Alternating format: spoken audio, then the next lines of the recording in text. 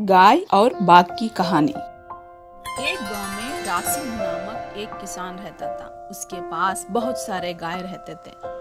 उनमें एक गाय को एक बछड़ा था और वो बहुत छोटा था। वह गाय का बछड़ा अन्य गाय के बछड़ों के साथ खेलता कूदता। उसे गाय हर दिन अच्छे अच्छे बातों को सिखाती थी और वह बहुत ईमानदार भी थी। उस बछड़े को भी वह यही सिखाती थी। हर रोज की तरह एक दिन सब गाय मिलकर जंगल में घास चरने गए। इतने में वह गाय घास चरते चरते रास्ता भटक गई और अन्य गायों से अलग हो गई। वह यह भूल गई कि वह रास्ता भटक गई और घास चरती रही। उसके पास एक बड़ा बाघ का गुफा था। गाय की आवाज सुनकर बाघ बाहर आया। गाय को बाघ ने देखकर बहुत खुश हुआ और मन में सोचा कि आहा, यह कितना अच्छा और बड़ा गाय है। आज मैं इसे जरूर खाऊंगा। इससे मेरी भूख मिट जाएगी, क्योंकि मैं कई दिन से भूखा था। मैं आज कितना खुश नसीब हूँ। यह सोचते हुए बाघ ने गाय के पास जाकर उसके ऊपर कूदने का प्रयत्न किया। इतने में गाय चौकन्ना होकर पीछे हट गया। गाय डर गया था। गाय ने बाघ से कहने लगी कि अरे अरे रुकिए बाघ महाराज, रुकिए, 1 मिनट रुकिए, मेरी 1 मिनट सुनिए।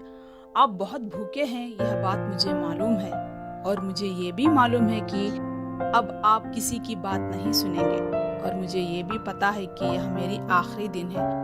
आप मुझे खाना चाहते हो ना, तो मेरी एक आखिरी इच्छा सुनिए। ये बोलकर गाय बाघ के सामने गिड़गिड़ाने लगी, लेकिन बाघ ने गाय की बात को नजरअंदाज कर दिया और गाय से यह से कहा कि मुझे बहुत भूख लगी है, अब मैं तुम्हें खाए बगैर नहीं रह सकता। गाय ने बाघ के सामने रोना शुरू कर दिया, लेकिन बाघ की यही इच्छा थी कि वह गाय को खाना चाहता था, इसलिए वह गाय से कोई बात करना नहीं चाहा।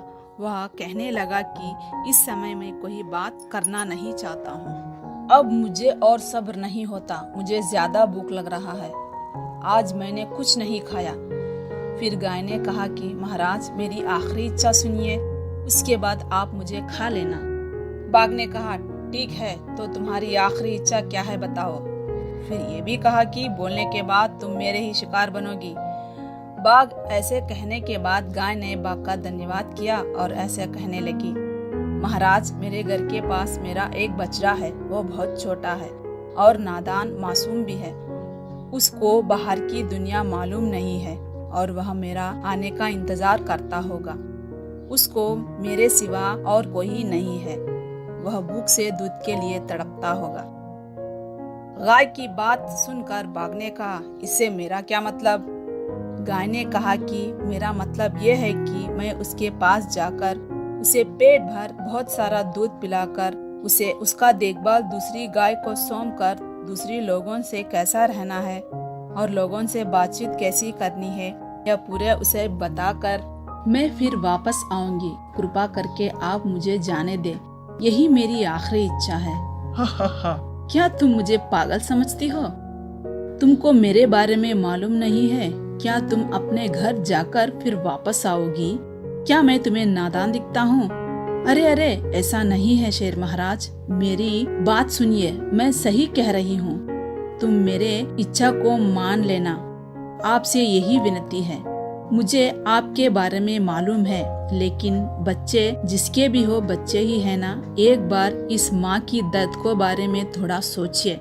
मैं एक बार घर जाकर मेरे बच्चे को आखिरी बार दूध पिलाकर जरूर वापस आकर तुम्हारी इच्छा पूरी करूंगी। गाय की ईमानदारी को मानकर बाघ ने गाय से ऐसा कहा, हाँ, आप लोग मनुष्य के बीच में जो हो, हम जंगल में हैं। तुमको ही नहीं, हमें भी बच्चे हैं और हमारा भी मन है। अच्छा, तो मैं तुम्हें एक मौका देना चाहता हूँ। सिर्फ थोड़ा ही समय देता हूँ। कुछ भी होशियारी दिखाने की कोशिश मत करना, वैसे ही बहुत भूखा हूँ। तुम्हारे साथ साथ तुम्हारा बेटा को भी खा जाऊंगा। नहीं नहीं, ऐसा बिल्कुल नहीं होगा।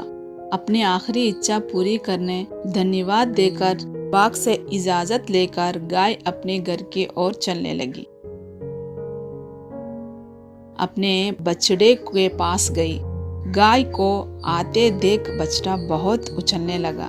गाय अपने बछड़े को बहुत प्यार से दूध पिलाते हुए यह कहने लगा, बेटा तुम अपना ख्याल रखना, समय पर भोजन करना, अपने आसपास लोगों से मिलजुल कर रहना, सबसे ईमानदारी से रहना, कैसे भी मुश्किल में झूठ नहीं बोलना, सबसे अच्छे बनकर रहना और अपना नाम ऊंचा करना।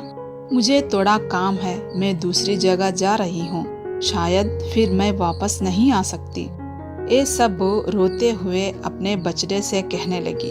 अपने बछड़े को अच्छे बातें सुनाकर दूसरे गाय को अपना बछड़ा सौंप कर जंगल की ओर बढ़ने लगी।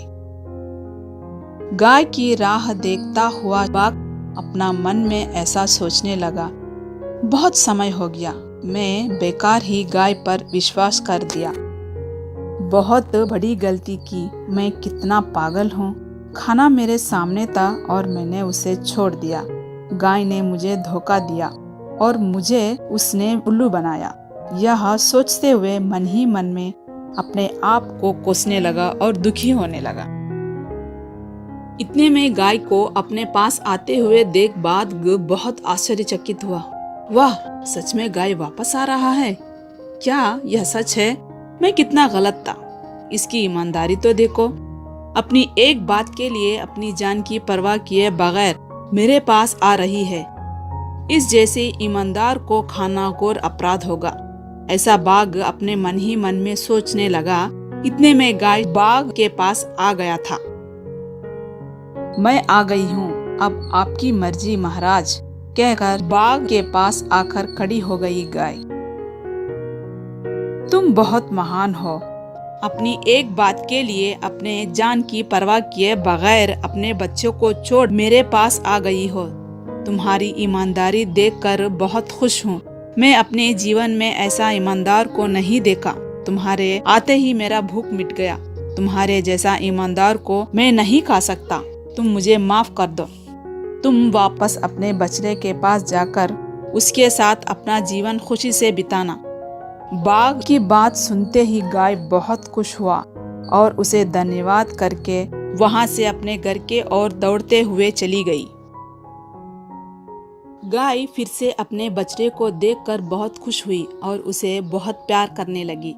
उसकी ईमानदारी ही उसकी जान बचाई थी, इसीलिए वह अपना पूरा जीवन अपने बछड़े के साथ ईमानदारी से जीने लगी। देखा बच्चों, इस कहानी में बहुत ताकतवर बाघ को अपनी ईमानदारी से एक फालतू जानवर होने पर भी गाय ने किस तरह उसका मन को बदलाया।